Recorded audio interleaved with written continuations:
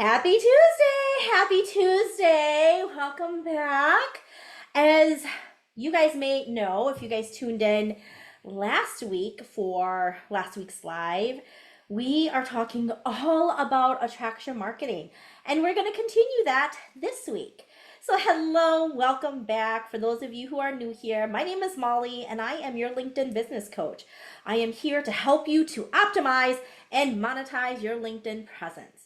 Now, last week, just as a quick reminder, we talked about symptom awareness, which we are going to break down the 4 pillars of my attraction marketing framework. And symptom awareness essentially is you helping your ideal prospects to understand how to make sense of what they're feeling, right? Now, a lot of the times, the symptoms don't feel good, okay? Symptoms typically are frustration, feeling stuck, not necessarily understanding what needs to happen next. All they know is, as an ideal prospect, they're feeling a bunch of discomfort. They want something better. They want to get this fixed and resolved, okay? Now, we are going to piggyback on that with today's live, which is all about problem awareness. So, how do these two go hand in hand? And how do you go about creating content that is then going to not only help you to find your ideal clients, but of course, attract them into your LinkedIn community? Okay, so this is what we're going to do. I want for you to understand here the analogy of a rash, okay? So when you think about a rash, okay, when you are feeling the itch, that's your symptom.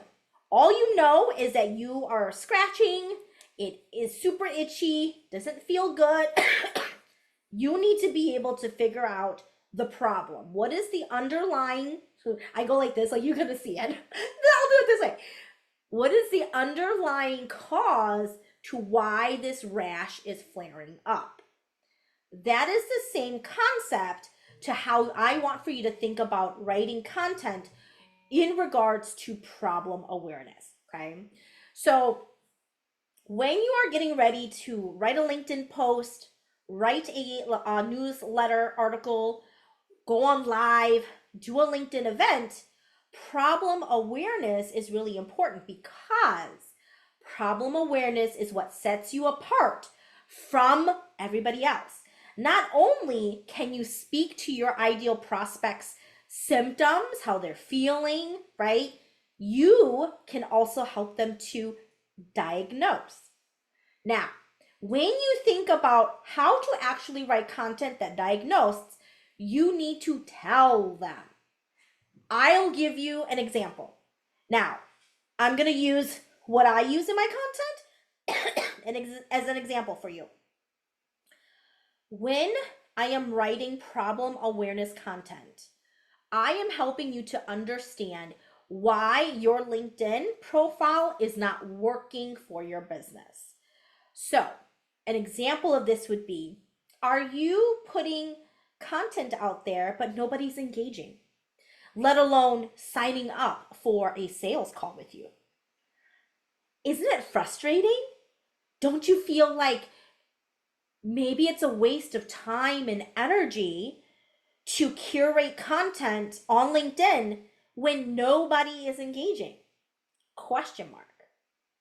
Let me tell you the root cause to why nobody is engaging, let alone booking a sales call.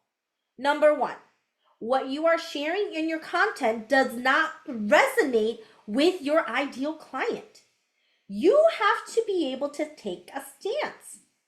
Being that unpopular opinion can absolutely attract as well as deter people into your network. Secondly, the reason why you have low engagement and low sales calls is because you are not boldly telling people that you have something of value that is service first for them, that will help them to solve their problem. In order for you to then navigate this, I want for you to understand how to nurture relationships that are organic, authentic, sincere, and of course, strategic with positive intention. Your job as the CEO of your coaching business is to be able to have a DM or in-mail sequence that is going to help people to understand that you are really here to serve them. And if it makes sense, if they are ready for your help, then at that point, you boldly invite them to hop on a sales call. This is how you then create engagement with your posts and also increase your sales call. Boom, done. Just like that. Okay? So I know that was a more of a lengthier example, and it really does help to showcase for you that when you write content, people want to know. Because if you can be able to lace in their symptoms and then also help them to understand what is causing the symptoms, aka problem awareness, people understand that. Oh my gosh, yeah, Molly is an expert. And look, she does understand my problem. I didn't even realize it, but that is the root cause of why I'm getting low engagements and why I'm not getting any sales call. Yeah, aha, ding, ding, ding, ding, ding. Okay, so problem awareness really is your ability to be able to help people make sense of their symptoms. Problem awareness helps them to understand the underlying cause of the symptoms. A lot of you write content and you only focus on symptom awareness. And yes, you can do that for one or two, a few different kinds of posts a month. But if you constantly only hit on symptom awareness and you're not helping people to understand the problem awareness side, problem awareness side of this, it makes it really challenging for them to be able to understand how you can help them to better make sense of their situation, okay? So again, here is the framework. First, you start out by helping them to understand their symptom, and then from there, you help them to make sense of their problem. What is it, based off of your expertise, that is causing people to experience the symptoms that they are having? As the expert in your space, that is your responsibility to be able to help people see and understand that you know how to navigate them through these symptoms, through these problems, to then, of course, solving the problem.